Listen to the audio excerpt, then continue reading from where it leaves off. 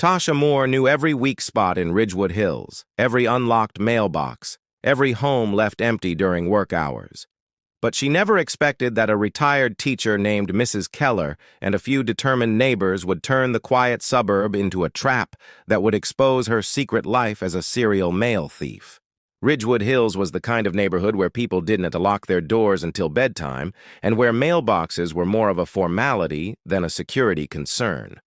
For years, everything ran smoothly. Mail arrived, packages were delivered, and people never had to second-guess the safety of their front porches.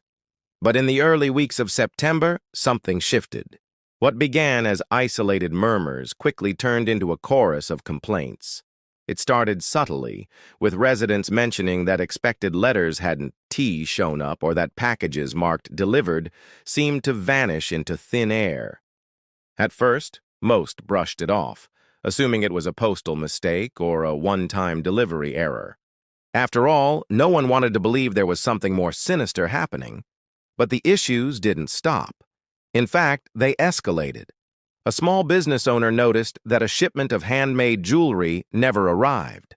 A mother waiting for her child's asthma medication grew concerned when it failed to show up, even after tracking confirmed its delivery. Checks from out-of-town relatives were missing. One by one, stories piled up. It became evident that it wasn't just random errors or misplaced deliveries. It was a pattern. Someone was taking mail. Suspicion grew, but evidence was hard to come by. A few homeowners took matters into their own hands, installing security cameras facing their front doors and driveways. Some left handwritten notes for their mail carriers asking if they had seen anything unusual. But no one had answers. Even footage caught by home surveillance cameras didn't reveal much. Just dark figures, grainy shadows moving too fast or too far to identify. Then, something strange happened. A resident who lived on the outer edge of the neighborhood reported seeing a red sedan parked on the street at odd hours, just after dark. It wasn't a car they recognized, and it didn't seem to belong to anyone nearby. Others began to notice it too. The car was never parked in the same spot twice, always just far enough away to avoid drawing attention. But it kept showing up on the same night's mail went missing. As concerns grew, neighbors began talking more, at mailbox clusters, during dog walks, in neighborhood group chats. An unspoken fear took root. People started double-checking their mailboxes and picking up packages the moment they were dropped off. Some began sending important documents to work addresses instead. Others simply stopped ordering online altogether. But even with increased vigilance, the thefts didn't stop. They became more targeted. Higher-value packages vanished while junk mail was left untouched. Whoever was doing this knew what to look for and how to avoid getting caught. And in a neighborhood where people once trusted the routine of daily life, a sense of paranoia began to grow. It was clear now. This wasn't a one-time thief or a careless mistake. Someone had made Ridgewood Hills their hunting ground, and unless someone stopped them, it was only going to get worse. As the mail thefts continued, the red sedan became the center of attention. It wasn't flashy, just an older model with faded paint and a dent on the driver's side, but it didn't belong to anyone in Ridgewood Hills. Several residents began keeping logs of when it appeared. Always in the late evening, never for more than 20 minutes, and never in the same place twice. It would roll slowly down the street, pause near clusters of mailboxes, and then vanish just as quickly as it arrived. The sightings became so consistent that it was no longer a coincidence. The car was connected, but no one could prove how. Mrs. Keller, a retired teacher with a sharp eye for patterns, took it upon herself to compile all the neighbor reports. She printed maps of the neighborhood and placed pushpins wherever thefts had occurred. Over time, the pins formed a trail, almost like a route. The red sedan, it seemed, wasn't just driving randomly, it was following a plan. It avoided houses with security cameras, skipped homes where mail was already retrieved, and hit the same blocks in rotating intervals. Mrs. Keller shared her findings with a few trusted neighbors, and soon a small group formed to investigate further.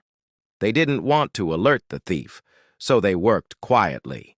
Every evening, one or two volunteers would take a walk at different times, pretending to be out for exercise while actually scanning the area for the red car. Others reviewed their camera footage, hoping to catch a better glimpse. After weeks of watching, they finally caught a break. A neighbor named Tom had upgraded his security camera system and captured a clearer image: the red sedan stopping by his mailbox just before midnight. A figure stepped out, head covered with a hoodie, walked briskly to the mailbox, pulled something out, and returned to the car. The video wasn't perfect, but it was the best evidence yet. The group started to get more organized. They shared all their footage and information in a private group chat. Several members suggested planting decoy packages to lure the thief. One woman wrapped an empty box in flashy Amazon packaging and left it on her porch with a fake label. It disappeared within hours. Another neighbor tested leaving envelopes with nothing inside in her mailbox. Gone by morning. They were getting closer, but they needed something that could actually track the thief. The idea of a GPS tracker came up. It was risky, but it might give them the final piece of the puzzle. One resident had a small tracker left over from a lost pet device. It was charged, hidden in a decoy box, and placed on a porch near the edge of the neighborhood, where the red sedan had been seen most frequently. Then they waited. The trap was set. The next night, the box vanished, and the GPS pinged active. The signal was moving, slow and steady, away from Ridgewood Hills. For the first time, they had a direction. The pieces were coming together, and now, so was the truth. The GPS tracker moved steadily through the streets of Ridgewood Hills and then beyond, eventually settling in a neighboring town about 15 minutes away. It led to a rundown apartment complex with peeling paint, flickering lights, and a lot full of older vehicles. Among them, parked near the far corner, was the familiar red sedan. The neighbors had finally found the thief's hideout, or so they believed. But suspicion wasn't enough. They needed proof, and they wanted to be sure before getting the police involved. The group behind the investigation began to operate like a small task force. Mrs. Keller, the unofficial leader, organized daily updates, reviewed the GPS data, and assigned small tasks. Tom monitored the GPS signal in case it moved. Another neighbor, Olivia, drove by the apartment complex during daylight hours, pretending to look for a friend. She noted the building numbers and confirmed the red sedan was regularly parked in the same spot. Even more telling, it had different license plates on different days. Cheap plastic covers made it easy to switch them out and avoid detection. But the turning point came when they started looking online. They searched local marketplaces, auction sites, and resale platforms, filtering for items that matched what had been stolen: electronics, small appliances, sealed beauty products, even unopened greeting card packs. One listing stood out. A seller under the name Timur Deals was offering bundles of unused gift cards, wireless earbuds, and brand new watches. The photos were taken on a cheap kitchen counter with a crack in the laminate, a detail that matched one of Olivia S.'s snapshots of the apartment window. Digging deeper, they discovered this seller had been active for months, with hundreds of successful transactions. It became clear that this was not a one-time crime born of desperation. This was a methodical operation. The stolen mail wasn't just tossed aside, it was being turned into profit. Every package, every missing letter was part of a larger system, and the red sedan was the delivery vehicle for a personal black market. The neighbors decided to plant another decoy, this time with a new GPS tracker and a marked item inside: a tablet with a unique serial number. If it appeared online for sale, they'd be able to prove it was theirs. As expected, the box disappeared during the next overnight window, and within 3 days, the same tablet appeared in an online listing under the same seller. That was the final confirmation they needed.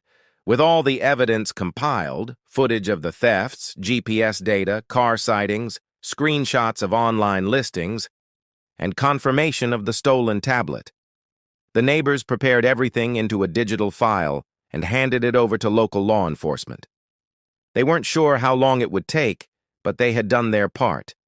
They had tracked the thief, identified a pattern, and gathered proof. Now, it was in the hands of the police. All that remained was to see what would happen next. The community waited, holding their breath, knowing that the resolution to their long nightmare was just around the corner. The police took the file of evidence seriously. It wasn't every day that a neighborhood turned over such a detailed, organized case, complete with timelines, footage, GPS tracking, and a digital trail of stolen goods. Within a week, officers obtained a search warrant for the apartment connected to the online seller. When they arrived early one morning, the red sedan was still in the lot. Officers moved quickly, surrounding the building and knocking on the door of apartment 3B. What they found inside was even more alarming than anyone had expected. The apartment was cluttered with unopened boxes, torn packaging, envelopes with other people's names, and piles of bubble wrap. Stacks of mail sat on the counter, many of them half-opened, their contents either discarded or sorted into bins. There were electronics tucked away in kitchen cabinets, drawers full of bank statements, and personal letters scattered across the floor. The walls were bare, the furniture cheap, but the volume of stolen items made one thing clear: this was no impulsive theft. It was a deliberate and ongoing operation. The woman living there was identified as Tasha Moore. She was in her late 20s, unemployed, and had previously worked as a delivery contractor for a third-party service. Months earlier, she had been quietly let go after a series of complaints about delayed deliveries. Since then, she had moved into the apartment under a cousin's name, changed her appearance, and started exploiting her former delivery knowledge to target vulnerable homes. Tasha had memorized which neighborhoods had unlocked mailboxes, which residents were away during the day, and where surveillance was weakest. She chose Ridgewood Hills because it was predictable. It was quiet, trusting, and slightly outdated in terms of security. With her delivery uniform gone and her vehicle unmarked, she could walk up to any porch or mailbox without raising suspicion. The red sedan became her getaway car, ordinary enough to disappear into the background. During the search, police also found a notebook with handwritten tracking numbers, lists of addresses, and a crude calendar marking which streets were hot or cold. Next to it was a prepaid cell phone used to manage her online listings. It was full of messages confirming successful sales and customer questions about packages she had stolen and repackaged. She had created an illegal pipeline from Ridgewood Hills directly into the resale market. When questioned, Tasha claimed she was forced into it after losing her job, but the evidence told another story. The scale of the thefts, the tactics she used, and the money that was traced back to her PayPal account revealed this was not about survival. It was about exploitation. She had studied the system and found every weak point. News of her arrest spread quickly. The residents of Ridgewood Hills were both shocked and relieved. The quiet woman in the blurry camera footage was now exposed. She hadn't looked dangerous, hadn't made a scene, but for months she had quietly stolen their trust along with their mail. Now, the truth was out, and justice was finally in motion. Tasha Moore's arrest brought a wave of closure to Ridgewood Hills, but the aftermath revealed just how deeply the thefts had impacted the community. Over the following weeks, residents began receiving notifications from police cataloging the stolen property found in the apartment. Some packages were returned, albeit opened or partially damaged. Others were never recovered, either sold online, discarded, or untraceable. For many, it wasn't just about the items lost. It was about a sense of safety that had been quietly stripped away. Neighbors who once greeted each other in passing were now bonded by shared frustration and relief. Conversations at the mailbox became longer, more personal. People exchanged stories about what had gone missing: a lost birthday gift, a long-awaited medication, a letter from a loved one. These weren't just packages. They were moments that had been stolen. Still, there was an undeniable pride in how the community had responded. What began as scattered suspicions turned into collective action that exposed a calculated criminal. Tasha Moore eventually pled guilty to multiple counts of mail theft, possession of stolen property, and fraud. During sentencing, her attorney described financial hardship and unemployment as the driving forces behind her actions. But prosecutors presented a different narrative, a woman who exploited her insider knowledge and systematically profited from the vulnerabilities of trusting neighborhoods. The court sided with the latter. Tasha was sentenced to several years in prison, along with restitution payments to her known victims. While the punishment didn't undo the damage, it offered a sense of justice that had been long overdue. In the weeks following the conviction, Ridgewood Hills underwent noticeable changes. Mailboxes were replaced with locking models. Residents subscribed to delivery alerts and installed porch cameras. A few even coordinated to retrieve each other's packages if someone wasn't home.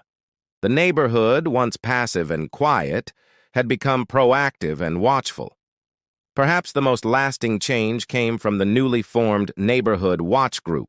Led by Mrs. Keller and several others involved in the investigation, it wasn't just about watching for crime. It was about connection. Regular meetings were held at the community center. A newsletter was started to keep residents informed of local safety updates. What had once been a group of individuals now felt like a unified front. The red sedan, once a symbol of suspicion, was towed away and sold at auction. Its absence was almost symbolic, a closing chapter to a mystery that had haunted the neighborhood for months. In its place came something unexpected, renewed trust, not in systems or locks, but in each other. Ridgewood Hills would never be the same, but in some ways, it had changed for the better. A crime that was meant to divide and deceive had brought people closer. And though the packages may have stopped arriving, a stronger, more connected community had finally been delivered.